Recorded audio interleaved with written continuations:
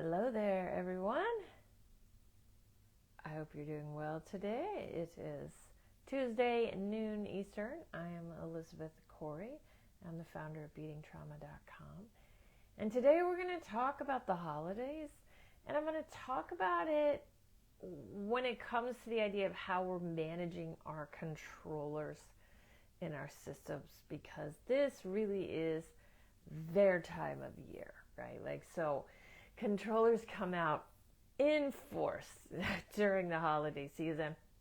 So I'm going to talk a little bit about how to notice they're there, how to manage them, how to deal with what I like to call the contagiousness, the contagion of the controllers in the world this time of year. I mean, granted, that's always there to some degree, but I feel like it's a bit on steroids right now. I think that's a big part of the problem with the holiday season is it takes all the normal struggles we have and it makes them so much more challenging and difficult.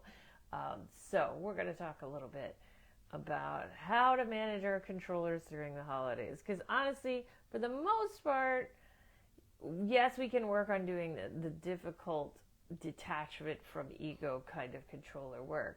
But in this kind of this time of year, sometimes it's just about damage control with controllers.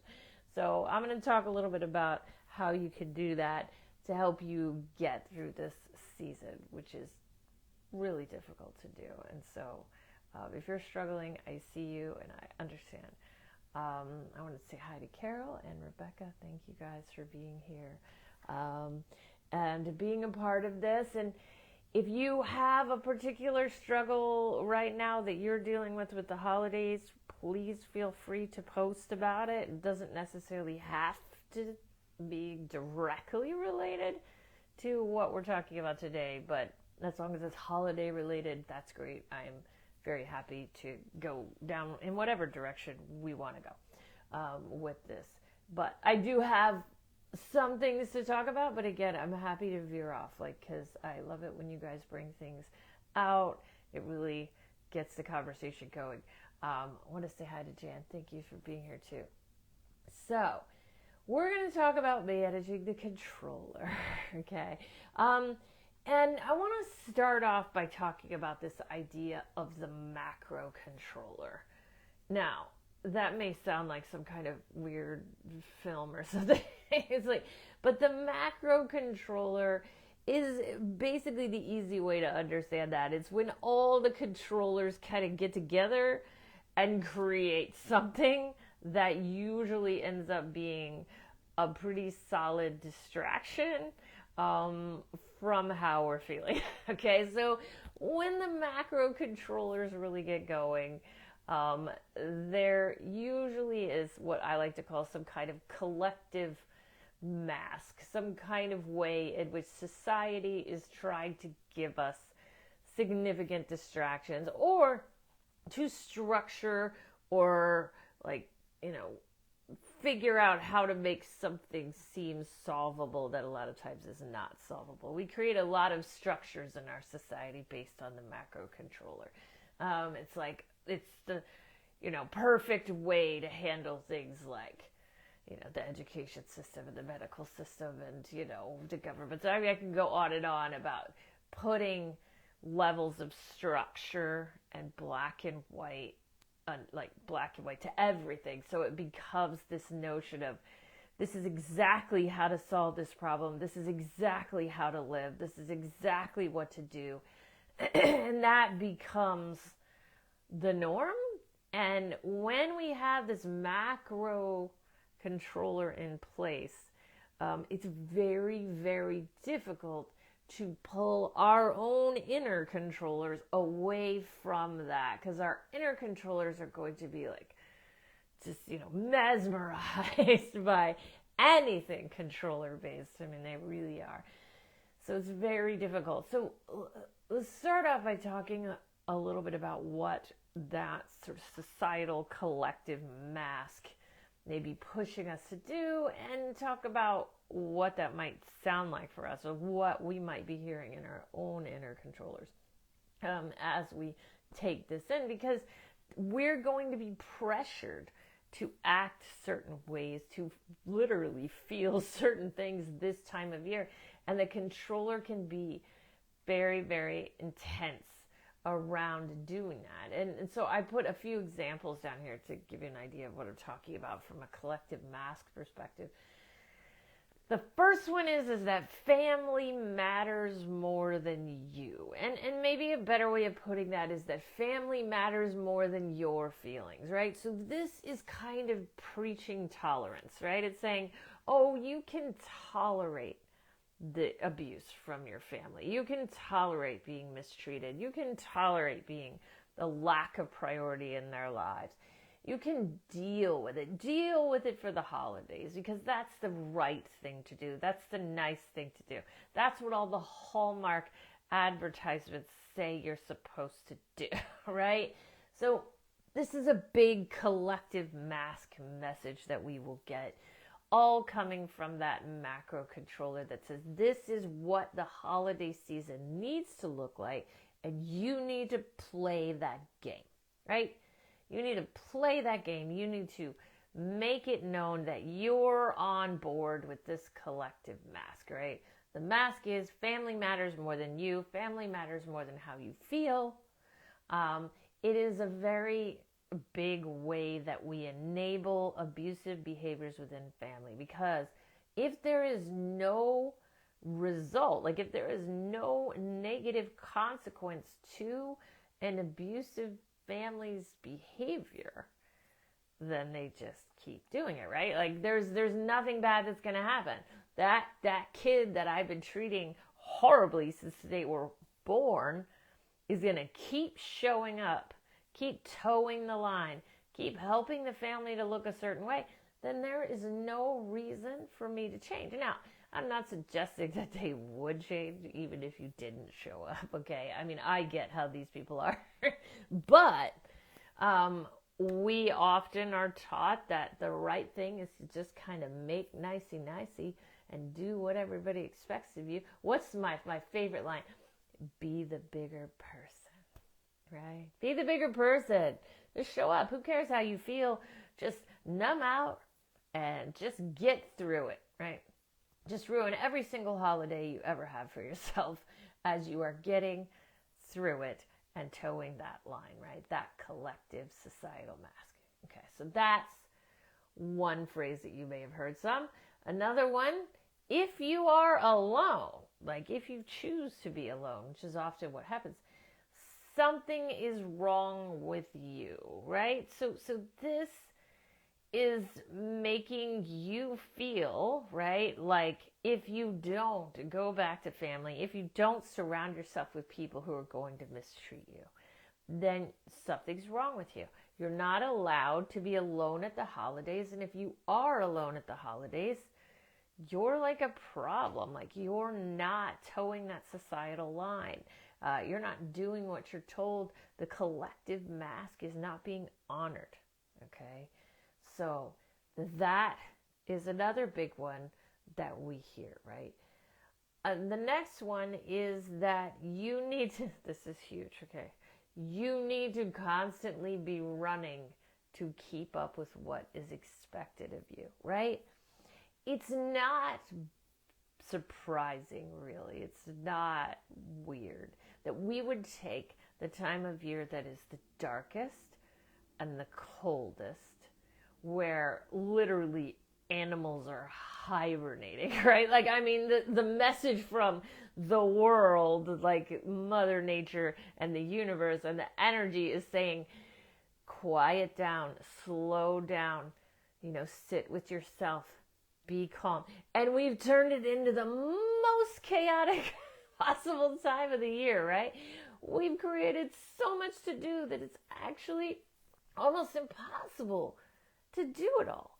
Like you can't even do everything that's oftentimes on the list, right? Associated with this collective mask. Keep running, buy all the things, put up all the lights because we can't handle the darkness. Granted, I do like the soft white twinkly lights. I'm a big fan of that. That's my thing. I choose to adopt that piece of it. But that idea that we are trying to add chaos and moving constantly and lots of light to a time that is actually meant to be somewhat subdued, like somewhat internal. We're supposed to move to self. And the collective controller has turned that into absolute chaos. Okay, absolute chaos. So when we hear from that collective mass that says, run, right? Get all the things done. If you're not killing yourself and like just going through so much this time of year to where you can barely sit down and breathe for a minute, then you're not doing it right? That is another huge controller collective mask that we may be facing. And the truth is that these messages are not the truth. But we may be seeing a lot of like pressure in our own systems, especially pressure from our own inner controllers to move in those directions. Controllers, when they're ungrounded, their whole being is based on acceptance, right? They need to be accepted by others. I'm not talking about the good acceptance where we accept ourselves. I'm talking about being accepted by others, doing what others expect of us, getting accolades, for what we're doing, right? This is what the controller gears toward. So the controller within us is going to be very, very responsive to that mask and desperately wanting to toe that line. And I call this the contagiousness or the contagion of the controller, right?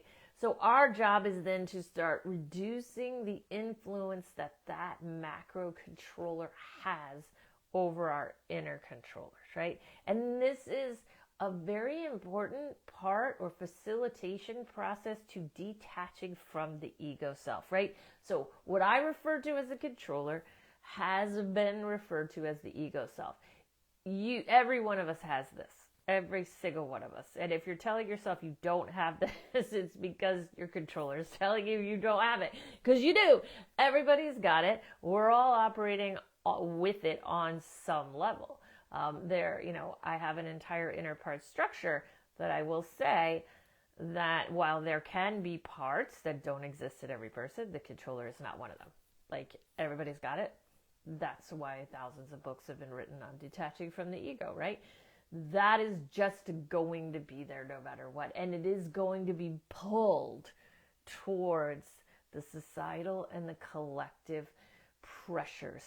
And so if you want to start becoming a bit more focused on who you are and what you need in life, stepping out of an ungrounded controller is a critical part of that. And one of the biggest steps that we need to do to make that happen is in grounding. So the controller is only in charge of us when we are living from here. Or even up here, right? Sometimes our energy center isn't even here. It's like above, like we're floating. That's dissociation, right? We are quite literally floating. We are out of the body. Our energy center is completely disconnected from the physical body. That is where the controller does its best work. And by best, I do not mean good. Like, that's where it happens. And I'll be honest, I think it's a pretty common state for a lot of human beings to be living sort of with this energy center. Like, you can't even see my hand because that's actually a good visual. Yeah, you can't see my hand. You can see me, but not where my energy is. That's the dissociative place. So we have to ground. In order to ground, we have to slow down, right? Because the running that the controller is doing to us is meant to dissociate. It's meant to distract and dissociate us. If we are operating solely in the mind, this frontal lobe part, this is where our controller operates. It doesn't mean they don't live in the body too. They do. They will block. They will block in the body and cause all sorts of health issues while they're doing it. But most of what they're doing is right here in the frontal lobe. Distract, obsess, spin, right? Keep you thinking and worrying and projecting and moving and making lists and doing all the things. No, don't sit down. Don't get quiet. Don't focus on your feet. Don't breathe. Just run, right? That's the controller energy in us. And it is fueled by our society. It is so fueled. Like our society, what does our society love? They love a really productive person, right? They love a person who's out there pushing for the greater good, whatever the heck that means, right? That's what our society wants. They really do want that. So, in order to stop subscribing to the controller's whim all the time, is in coming back into the body. Now, I'll be honest, at any given time, you may be able to come back to the body for, 15 seconds, maybe 30 seconds if you're lucky, at any given point. This idea of sitting on a mountaintop and meditating, that's not going to happen. Most of those meditations are sort of out-of-body experiences. When you can do them for a half an hour or an hour, generally you're doing an ungrounded version of meditation. It's kind of a dissociative meditation. I used to be really, really good at that. I thought I've mastered meditation, but I left the body in my meditation. So that wasn't actually the truth. So we want to come into the body. 15 seconds, 30 seconds, whatever you can pull off. And then your controller will distract you with a whole bunch of stuff in the mind. Keep bringing it back. Keep bringing it back to the breath. Bring it back to the feet, right? Keep focusing your energy into the body. Hold it for as long as you can. Do it every chance you think, whatever you think of it. Whatever you think of it, and believe me, you won't think of it much because the controller's going to be right there to say, no, we got too many things to freak out about, so we're not going to think about it. So that is a critical component to stepping out of the controller. So I just want to say that. As far as more like behavioral things that you could do, find a way to do something that's really not traditional. It's like you want to kind of break that cycle that's happening in your system. Find something you can do that doesn't kind of meet the collective mass, because there's something about that almost like jars you out of that tendency towards doing what everybody else is doing when you purposefully do something that others are not doing. It helps. It creates new neural pathways, or at the very least it gets the controller upset, and then you see the controller, which is also very important for our awareness. So try something non-traditional. When you start thinking about that, you may hear from the controller that that's silly and a waste of time. It doesn't make sense. That's okay. You can still do it. And I always recommend to my clients writing from the message that says you can't can help you. I call it resistance writing. That can help you to start actually doing something new.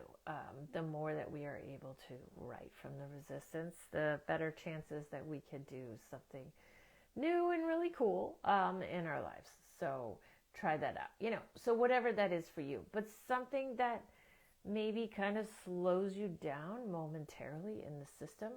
I have a list here of things that I love to use to slow me down. Yoga, always loved it. Art, being in nature. I know it's cold for a lot of people this time of year. I'm in Florida. This is kind of our time of year to be in nature, but I know that isn't true for everybody. Music, writing, journaling, which of course is my favorite thing and something I'm constantly talking about. Doing something that brings you back to center. And one of the big aspects of center is the energy center being lower. Like remember I was talking about it being up here, we're trying to get it down here, right?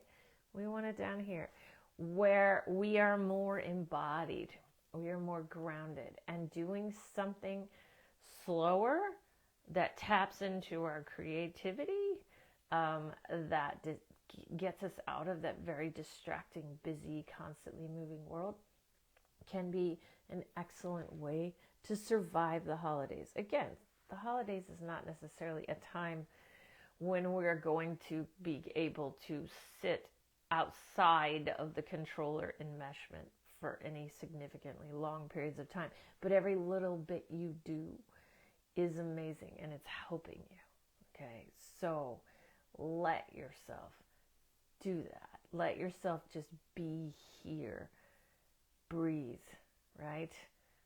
So many of us are holding our breath. As a matter of fact, when we feel lots of blocks in the system, when we feel like our body is really rigid, our body is sort of shut down, we're blocking our breath, we're breathing very shallow, we are generally blocking from the controller. So the controller, sometimes I like to see it as either like a very large rock in the middle of a river that's flowing, or even like a dam, right? Like a dam in the middle of a river.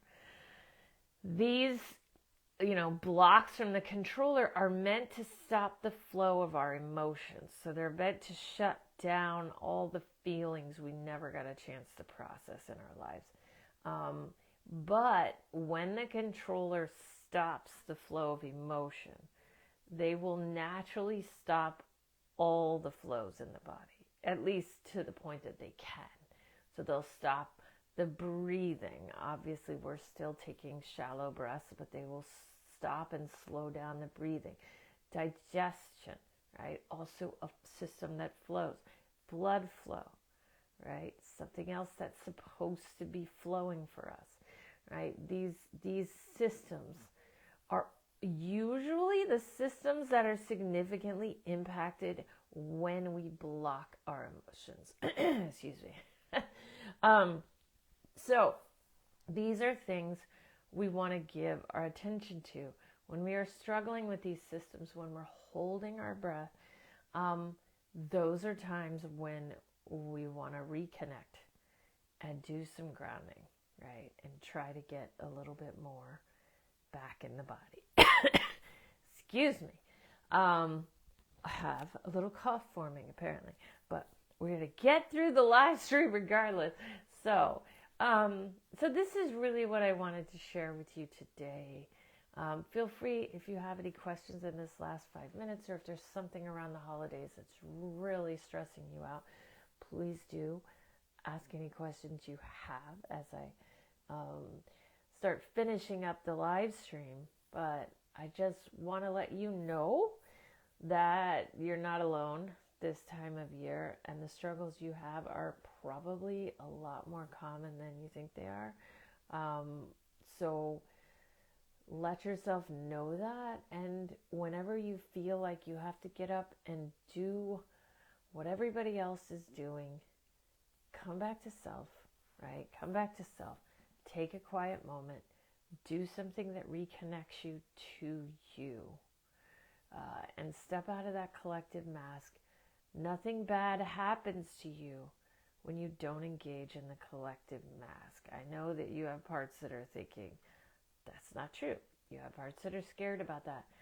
But I can tell you that you become closer to yourself when you do that. And that's just a beautiful thing in the end. And the more people that get that way, the better our society is going to be. The way that we live is going to be so much better.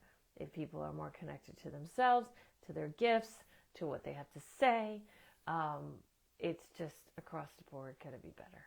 So thank you all so much for being here with me today and for listening to me. It's really, really hard to listen when I start talking about grounding and the controller. It's very easy to dissociate. So if you've hung in there this entire half hour, that's amazing. Congratulations, because it's hard. Okay. So I look forward to talking to you guys next Tuesday. I am planning to have a live stream next Tuesday, which is Christmas Eve. So if you're not busy, come and join me. We will most certainly be talking about the holidays again because it is Christmas Eve. Bring your questions, bring your thoughts, bring your struggles. It may be one of those live streams I do where it's just Q&A. And that means you guys get to choose the topic. So I look forward to talking to you then. Thank you all so much. Thank you, Jan. And I will see you next week.